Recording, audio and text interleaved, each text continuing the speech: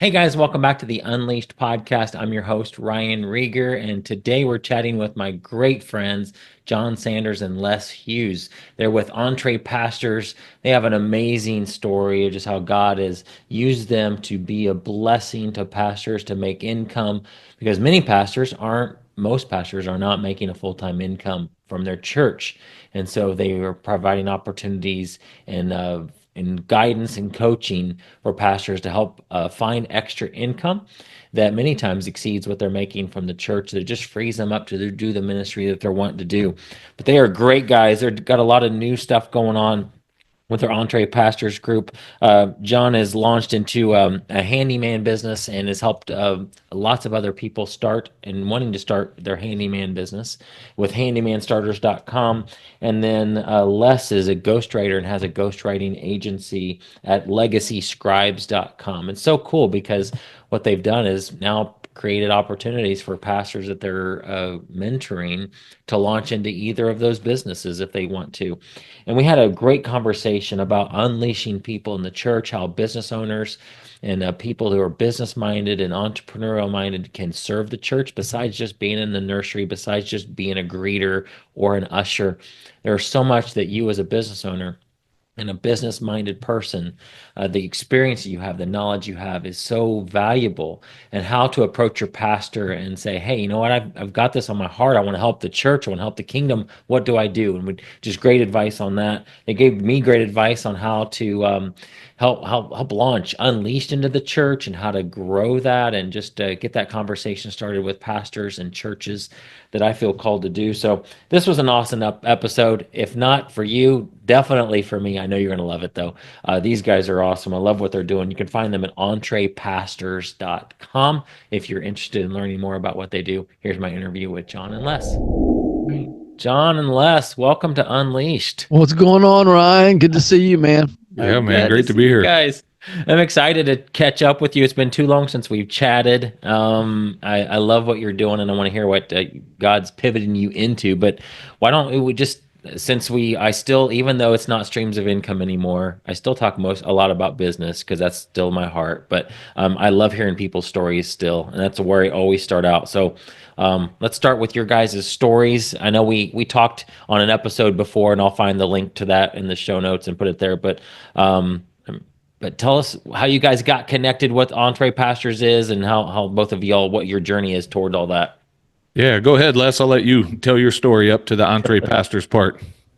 Well, the way we got connected is through being a part of a mastermind group that was of our good friend, the late Dan Miller. And Ryan, you know Dan as well. And so that's where really one of the ways that we got connected to you was through that community and at least meeting you in person. So I'm a longtime pastor and still do serve in that capacity. So that's been my background for a long time. Before that, I was in the marketplace in the business world as a grocery store manager.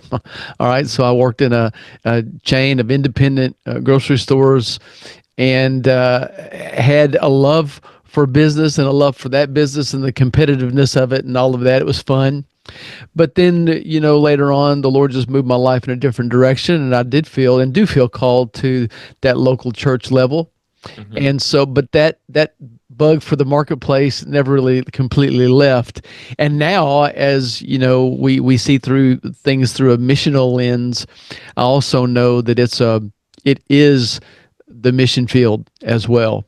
And even more so when you go to other parts in the world where maybe Christianity or the church doesn't have the kind of momentum or foundation that it does in North America, business does. And it's even in places where it's very hard for the Christian message to get into legally. You can still share if you have a business platform. So that's not primarily the reason that John and I got together. The reason that John and I got together is because we both shared a burden for so many pastors, ourselves included back in the day, that live paycheck to paycheck. And anything unexpected that comes up, it really creates so much stress on them and on their families just because there's no margin. Yeah. And we began EntrePastors so that we could put people together to kind of iron sharpen iron and give places a place to celebrate for people who have a ministry background or are currently in ministry that want to create different streams of revenue in their own world, doing it in an entrepreneurial way.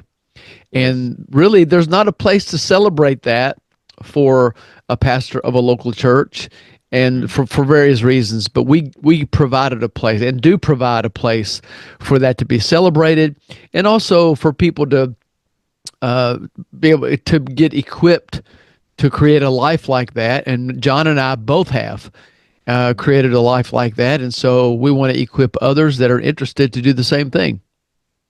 Love it. How'd I do, John? You did great, man. I'll just add a few of my own little pieces of commentary to that. Ryan, like Les, I also grew up in pastoral ministry and have been around it pretty much my entire life.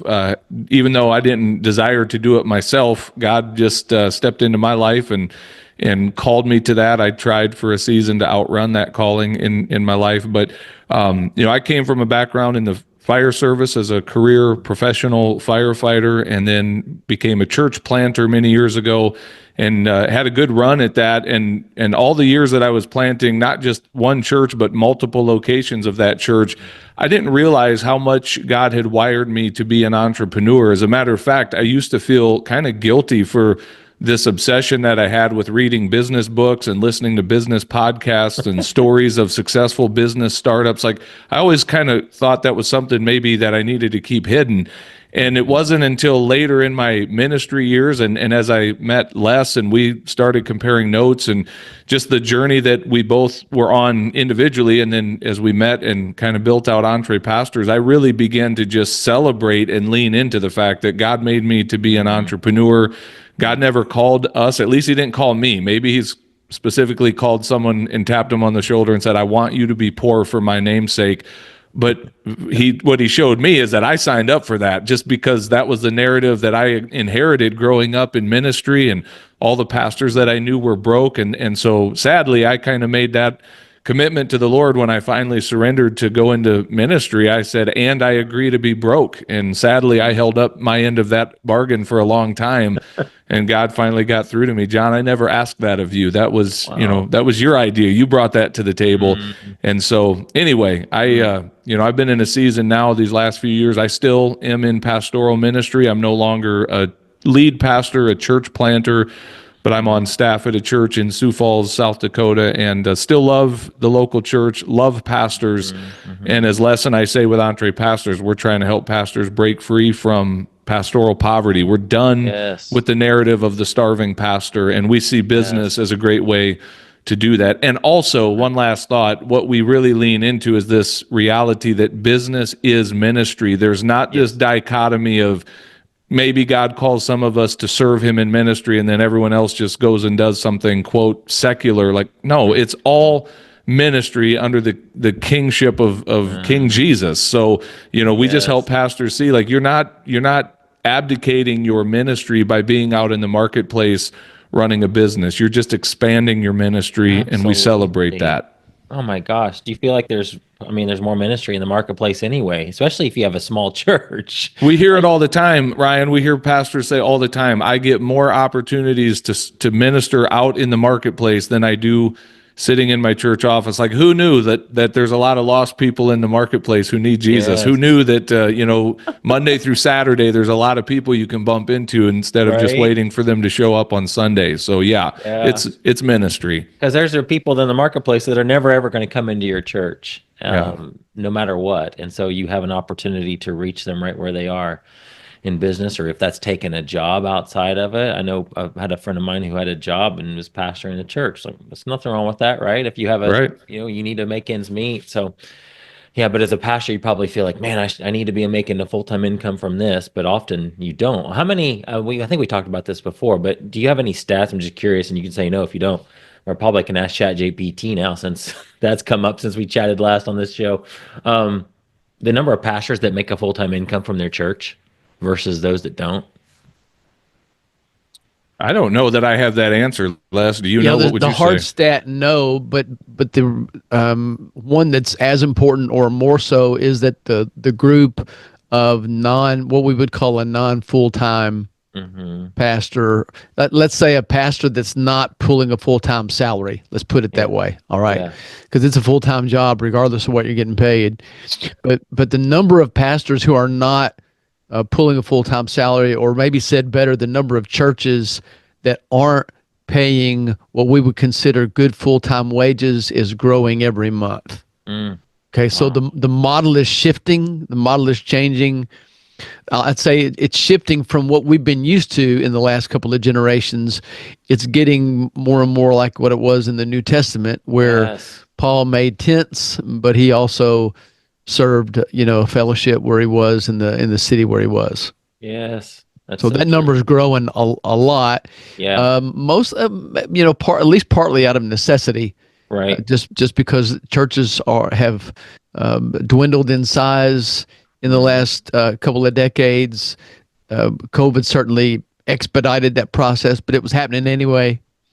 And Yeah. so there's been a shift, somewhat out of necessity, but John and I don't get into the weeds as far as that. We just want to help guys and ladies that are there Yeah. find a way. Yeah, and Ryan, one of the things that I would say is that the day of the full-time vocational professional pastor, that's probably going to be more the exception than the rule. It'll be a thing for years to come, I'm sure.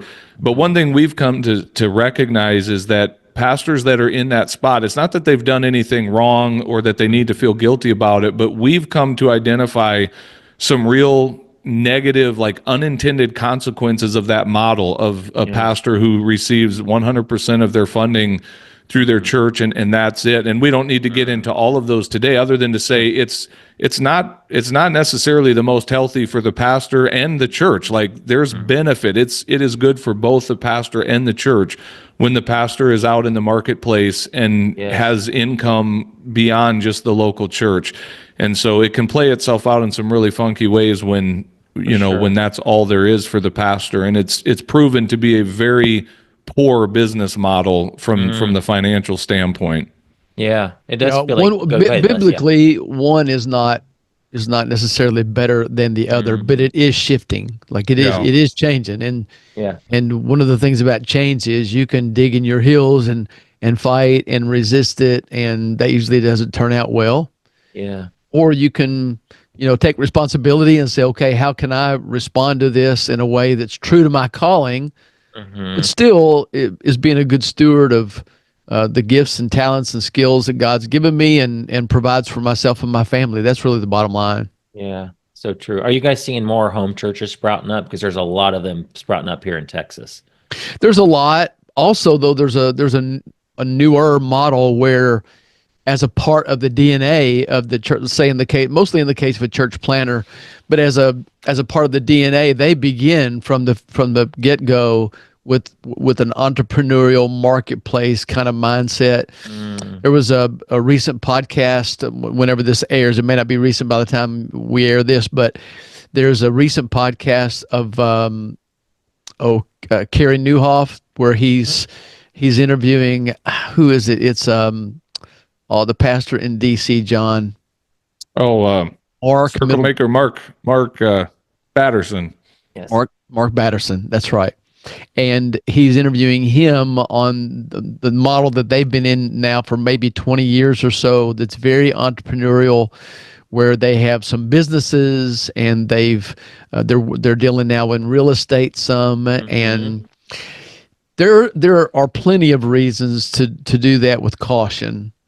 But the model is very, very interesting, and he's been very successful at it. John and I have interviewed pastors, church planners who, when they hire people for their staff, a prerequisite is that person has something going on in the marketplace too. Mm. Mm. So good. Yeah. I just noticed, I mean, yeah, we don't have to get into this deeply at all, but you're seeing, like, mega churches starting to, things are happening in that, and it's becoming smaller, right? Like what you just said, there is a shift happening. Yeah, and even legacy churches, more traditional churches that have a large footprint, Hmm. have chosen to stay, many of them, in communities where that's changed and shifted, and their membership and their attendance has gone way down, and they don't occupy that entire footprint anymore, like throughout the week especially, but even on Sundays. And so they're looking for creative ways to allow new partners into some of that space and do some different things in that space, and maybe have offer different venues that people will actually come in and pay to use. And Yes. so there are models that are being practiced right now that are very, very different, but that go over into that entrepreneurial space. Yes. That's good. Yeah. Yeah, I've seen a lot of churches that are like, "Hey, we're not using this space for 6 days a week. Let's open it up and turn it into an event center," and like just Right. thinking differently. Yeah, Yeah, that's so good. that's right. Yeah. Family Uh, counseling office, foster mhm, care training facility.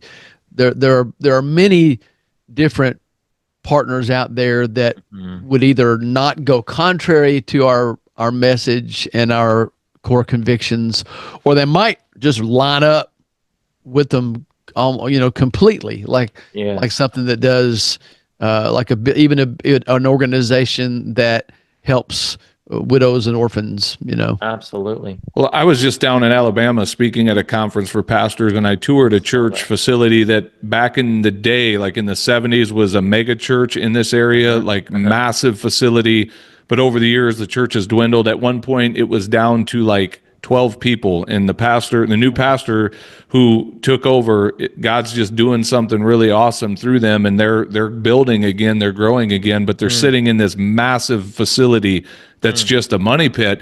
And I shared mm, with him a story of someone that Les and I know that kind of was in a similar place, took over as pastor of a church that had at one time, a nice facility, but now it was becoming more of just an albatross of mhm, expenses. And that mhm. pastor did exactly what Les just described, opened that facility up Yeah. entrepreneurially to different groups and nonprofits in the community. And what ended up happening is that facility is a ministry center every day of the week. There's Mhm. ministry and life happening there, and it's bringing six figures plus into the church budget Wow. before the Oh offering my plate is ever gosh. passed. And so I just think, somewhere we got off track when we started thinking of the church as this separate Hmm. thing over here that doesn't touch the marketplace. Like, I Yeah. think the church is supposed to be right in the marketplace and Yes. and Yes. functioning right around it and in it. And so I think it's a good thing when we Mhm. can get our pastors thinking more entrepreneurially, whether that's for themselves personally and Yes. how they support their own families, or even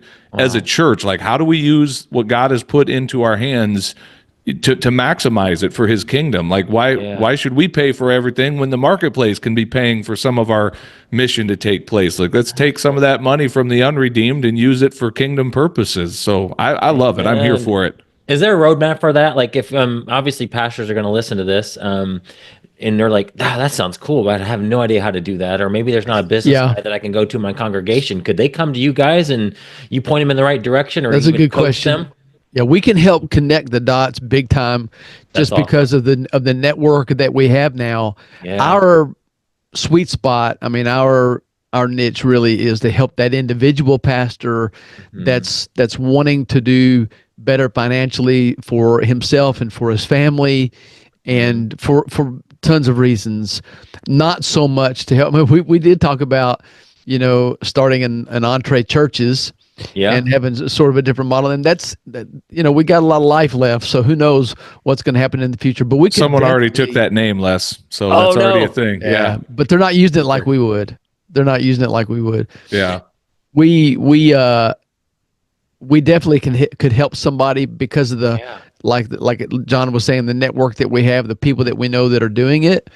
Hmm. But Entree Pastors is more for individuals that are looking for um, ways to start and grow a business and scale it, and Hmm. then connect with other people that are doing the same thing for Hmm. ideas and motivation and inspiration and the different things that we need.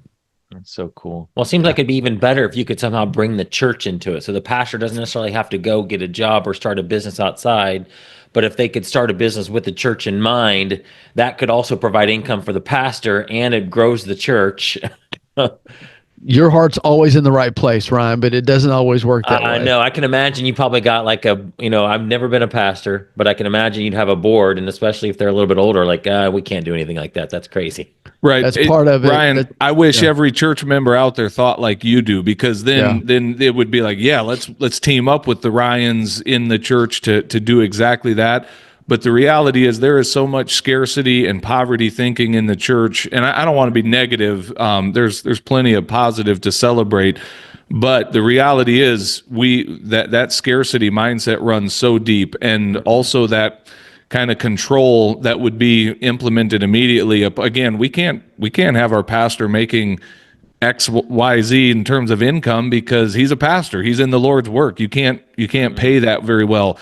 When And if you we're hear me talking say about it, doing both, yeah, if we're talking about doing both of those, Uh-huh.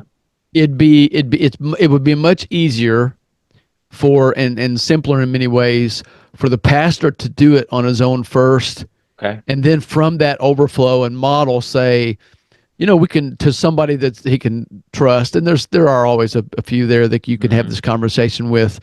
There's a model out there that we could actually do this within the church, Yeah. and we can do it according to the same New Testament principles, that we do everything else by.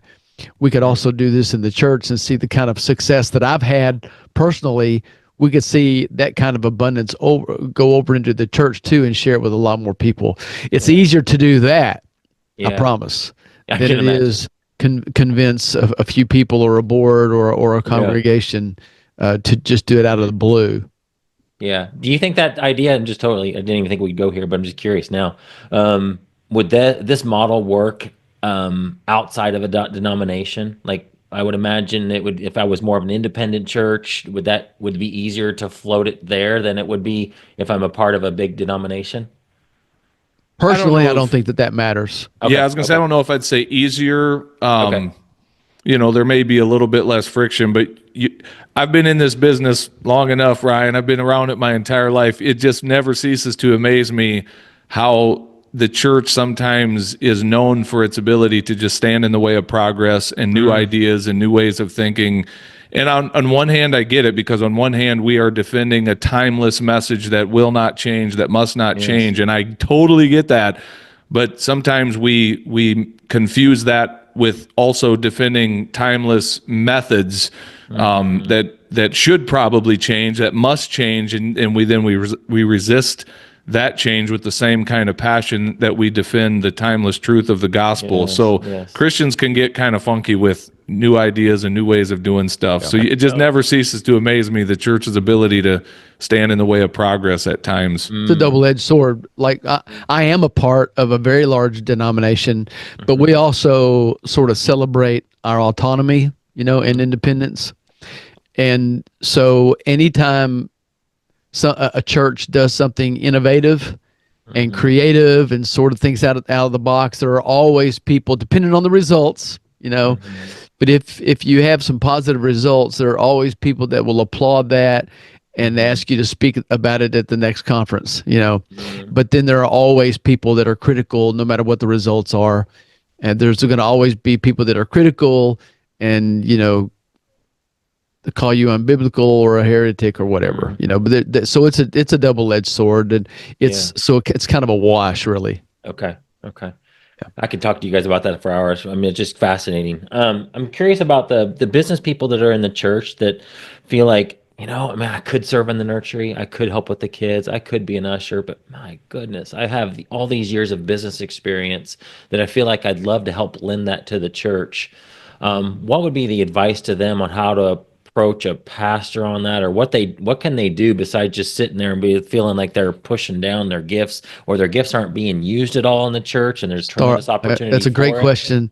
I'd say nurture those friendships right away. And some people you can get closer to than others. That's true of everybody. You can't always trust everyone equally, but that just takes discernment. So is that like And going to you your gotta have pastor and that saying, as hey, pastor, you may not know this, but I'm a business guy. I've done this and this and this, and I have a real heart for the kingdom. And would it be like, I have some ideas, or is awesome. it Let's go to Cracker. Let's have breakfast at Cracker Barrel. yeah. Let's get together and just talk. Let's go have a round of golf. Depends good. on what that person likes to do, to spend some time with those individuals Mm-hmm. and lean into that expertise. You know, Mm-hmm. I've got a really good friend that's had a great career. He's a very successful businessman and not a part of my particular church. He lives in a different part of town, but Yeah. we know each other really well and have spent a lot of time golfing and hunting and things like that. And so, we were at the church I was serving at the time, we were going into a massive building campaign. And Mm-hmm. anyway, I wanted his opinion on some things. And so I asked him, and part of that was even approaching people that were, high net worth individuals and challenging them to invest in the project. Mm-hmm. And his answer to me on that question was, he said, Les, I wish my pastor would ask me questions like that. Mm. Hmm. So they want to be challenged. These people, Yeah. those people are in those positions for a reason. Mm-hmm. If you have a conversation or two with an individual like that, and you start sensing some things that don't seem healthy, back off. Yeah. But it starts out with those personal conversations and a little empathy. Put yourself in their position, ask them the things that you would want to be asked. Yeah. Say that, challenge them in the way that you would want to be challenged. That's what Mm. I would say. That's good. I'll add a thought to that, and Yeah. kind of at a high level, I'll say this as a little bit of a critique of the church is that sometimes, and I've done it as a pastor, I have done this where you basically send the message to your church folks that God has uniquely shaped them from eternity past perfectly to fit inside of the nursery, the first impressions team, the audio video team, everything Right. that happens inside the four walls of the church. And I'm not diminishing the need for, service in those areas, but sometimes as pastors, we can start to think that our agenda is the biggest thing going for the church instead Mm. of, and I want the business leaders listening to this to really hear this. You have a gifting and a ministry that the church needs, even if it's not primarily focused on building up the institution of the church itself. Mm-hmm. And I think, and I wish more pastors would recognize that and lean into that and say, man, how do we unleash those business leaders to do what God has called them to do Yeah. as a part of our church? Like, what would it look like to be a church that is actually encouraging entrepreneurs and business leaders in this community and networking with them? Mm-hmm. Not only for the money standpoint, I think that's another maybe generalization that sometimes as the church is like, oh, we love business leaders when it comes time for the offering or the capital campaign. And yes, praise God, that's where wealth is Sure. being generated, is in the marketplace. But also those business leaders have a lot to share in terms of people skills and leadership development and just things that as the body of Christ we can learn with and from. And so I just want to encourage them, man, if you're in that role feeling like I'm not being tapped to my full potential, go to your pastor not with a critical spirit, Yeah. but Yeah. with that heart of a servant to say, I'm capable of so much more than you're putting me at the door with a bulletin. I'm willing to do that, but God put me on this planet to do a whole lot more than just hand out bulletins on a Sunday morning. So Good. give me something to do here for real.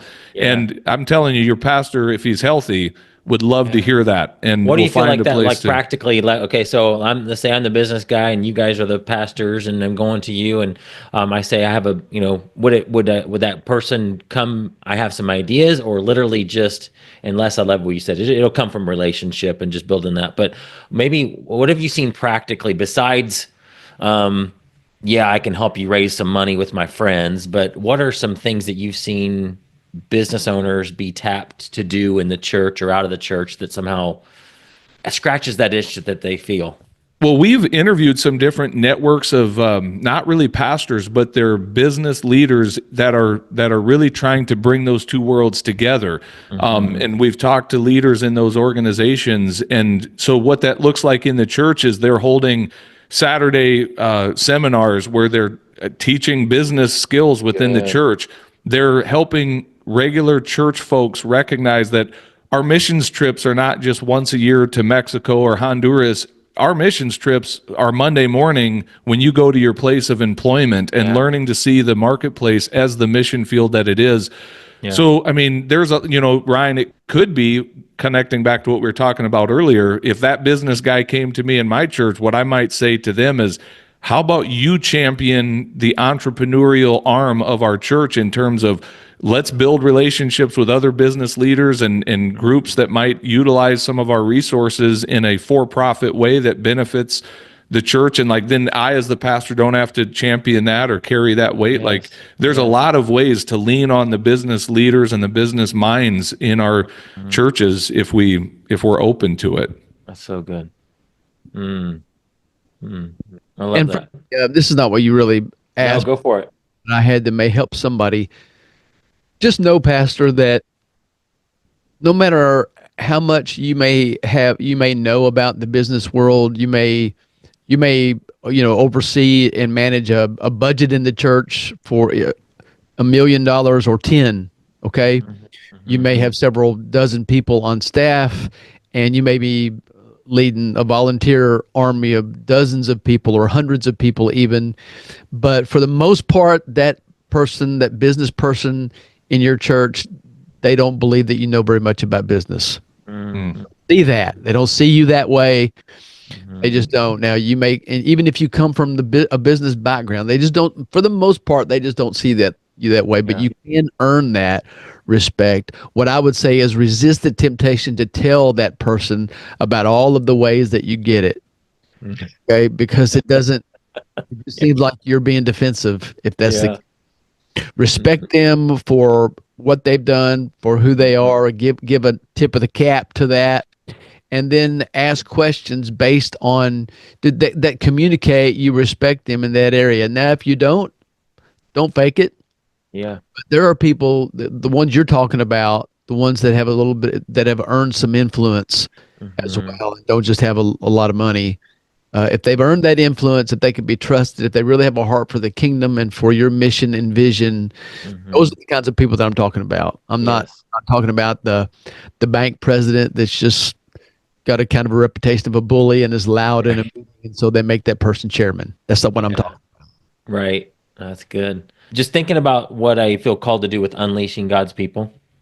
What do you? I'm just kind of a selfish question. I got you guys on here. I can ask whatever I want, right? I need your advice for a minute. What do you think that looks like in the church? Like if I was going to go to a pastor and say, I feel called to unleash God's people, to launch and to activate them into their purpose. Certainly I could see like some type of a Saturday group that we meet a few times 6 weeks, and then give them practical tools. But just from your guys' experience, what do you feel like that looks like? Well, I'm going to tell you this, Ryan. I think it's almost going to be more of a one-to-one conversation almost all of the time than a one-to-many. And the reason I say that is because really, if I'm in your shoes, at the end of the day, I want to come alongside someone and ask some of the most powerful questions that I can ask. What do you want? What do you dream of? What's your dream? Because somewhere in their answer to those questions, you're going to find some clues of a God who created and designed them and put some things deep in their heart.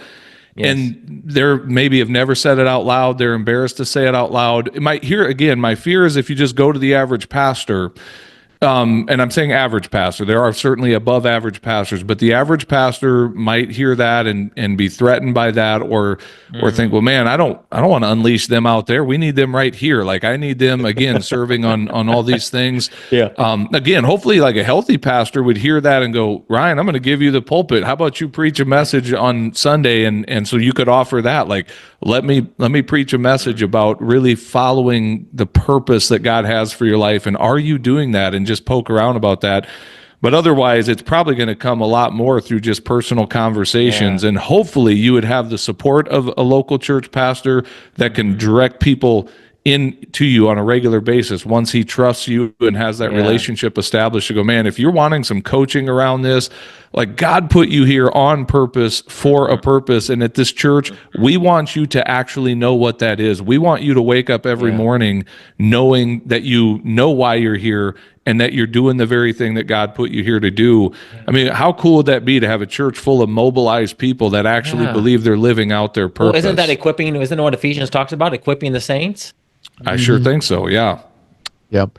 Go ahead. And if I were implementing something like that, it would, I think I'd have to pull back and approach it more as a big picture sort of thing, and Mhm. it would somehow involve an understanding of spiritual gifts, because a Yep. lot of, even in the era that we're in, a lot of Christians have never heard or seen that tapped Yep. into. Yep. Yep. They just believe that they like something for some reason. They don't know why. They Mhm. don't know that there's a reason that they love giving, and for some people they'd rather have their teeth pulled, or there's a reason that they just love to show up and help set chairs up for something, and another person would rather pay somebody to do it. I Mhm. mean, there's a reason that we're gifted to serve or to help or to administer or to use wisdom. Or there are reasons that God provided those various gifts Yes. for the different members of the body. And so my experience has been that some church members, some believers, as they learn that and as that world is opened up to them, they get very excited that the reason that they are wired the way that they are is because the Lord actually put those things there and wired Mhm. them that way. And so I think whatever I did would have that as a backdrop to it. Yeah. Yeah, I want to jump a little further into that and say, Yeah. here's another practical thought, Ryan. You could offer to a pastor, like, hey, I'll lead a 6-week small group. Something that Les and I use in our EntrePastors course. We took this from Rick Warren's book, The Purpose Driven Life. But it's an acronym called SHAPE, SHAPE. And among other things, one of the things we do with our clients at EntrePastors is we help them with some self-assessment type tools to kind of figure out how has God uniquely wired you. But we stole that acronym SHAPE because it stands for, the S is spiritual gifts, like Les was just talking about. And that is so important. I agree with everything he just said. The H is my heart. Like, what do I want? What do I love to do? What are the passions that God has put in me? A is my abilities. P is personality, and that's so fun because there's all kinds of different like cool personality assessments that you can look at, and when you finally kind of read one that captures who you are, it's like Mhm. life-giving to read that. It's like It someone is. understands me, someone gets me. Yes. And then Yes. the E is experiences. What unique experiences has God allowed me? The painful ones, the good ones, the educational things. Like, what has God allowed me to experience on my journey thus far? And Yeah. then just seeing how all of that uniquely blends together to shape us as Yes. individuals. And so that could be a thing to say to a pastor, like, hey, could I lead a seminar on this or a small group study on Mhm. this and really help people come? Because I would contend the average Christian doesn't, like Les was saying, they've never really been exposed to that idea. And it's like just coming alive to see that, to see someone really, those lights coming on for them. So that would be another Yes. practical way that you could I come love it. alongside a pastor. Yes. Oh my gosh. Well, this has turned into a coaching session. I need to pay you guys now for Yeah, we'll this. send an invoice, not a problem. Oh my gosh. Let's talk about entree pastors. I mean, I could ask you questions all day long about that, but I have to realize I have an audience that I need. I'm not just asking for me. Um, so tell us what you guys are doing in there. You mentioned before we hit record that there's been a pivot, and just kind of hear what's on your heart there and how you're serving pastors now. Yeah, just a minor pivot. I'll kind of let Les share his personal side of it, and then I can come back and share mine. But the big picture is we've been creating a podcast since the beginning of EntrePastors with weekly regular content. Mhm. And we just decided for a season anyway, we're going to not put that pressure on ourselves to create the weekly content because Mhm. it doesn't seem that that's what's driving the results for us. So Yeah. we put a pause on that, which that feels like a big thing to, at least to me, probably to Les too, because we were both podcasting before we came Yeah. together and started EntrePastors. So I've been creating in that rhythm of weekly content for years Mhm. now.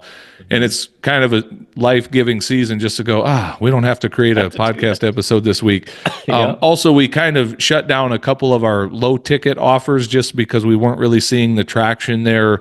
And the thing that we're still keeping very much alive and that's going is what we call our business builders community. It's a membership community of pastors and other ministry-minded people who are in the process of launching their businesses, or maybe they're right on the verge of launching a business.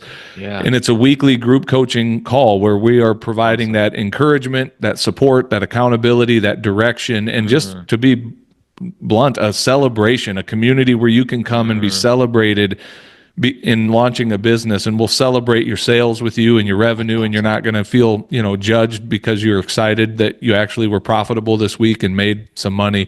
Like we'll celebrate all of that. So business builders, that still is going, but then off of that, Les and I are kind of leaning into our own unique niches in our own businesses that we've been building in addition to EntrePastors. So I'll let Les kind of share what that looks like for him, because he's killing it right now. Go ahead, Les.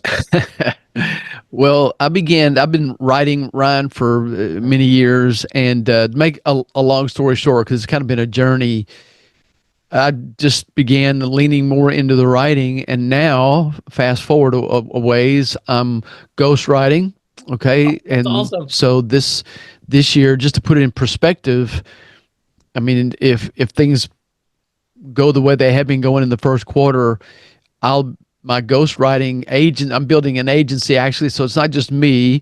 I learned real quickly I can only write so much, and I want to really build this and broaden it out, and then be able to show it to other people like me. One of the things that pastors can do is communicate, and many of them have been writing and telling stories for decades, and they don't know that they can monetize it, but they can.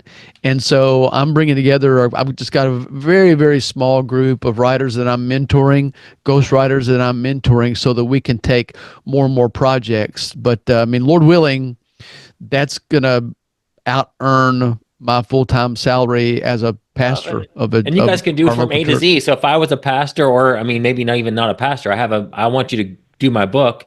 You can write it for me, but also you have connections with Morgan James to get it published.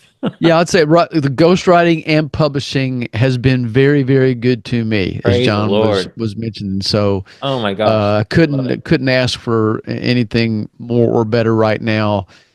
John's at a completely different space in the businesses that he's started and starting, but we're just practicing what we preach and building something on our own as we are still doing EntrePastors. But I've been very, very pleased with how the world of writing and publishing is seeing people take advantage of what's out there and the opportunities, because now a lot of those the old gatekeepers of the humongous publishers is not there anymore. Right. With the present, we can kind of do it ourselves in many ways now. But our partnership with Morgan James, you're right, is really key to that.